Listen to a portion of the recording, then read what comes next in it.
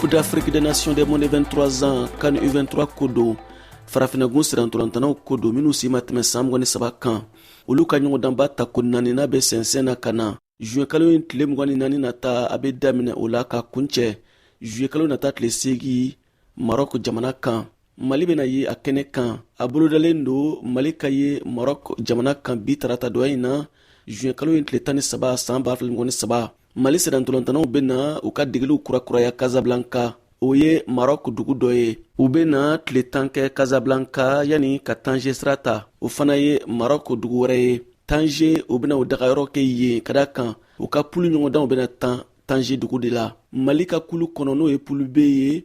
Ka fara Mali kan Egypte, Niger ani Gabon. Pulu A la Maroc jatigi, Ghana, Congo ani Guinée Conakry. Mali degeli karamɔgɔ Aluba Darajalo n'a bɛ wele Konti ye wele kan bila sirantolantana mɔgɔ 26 de ma u ka na u niyɔrɔ ta CAN U23 phase finale ɲɔgɔndanw na Mali tɔgɔ la. O sirantolantana mɔgɔ 26 in na sodenw b'a la i n'a fɔ minnu bɛ ntolantan Mali kɔ kan. CAN U23 kɛnɛ kan Aluba Darajalo Konti n'a ka cɛdenw u ka laɲini ye kelen de ye ka jɔnjɔn ta ka nana ye Mali la.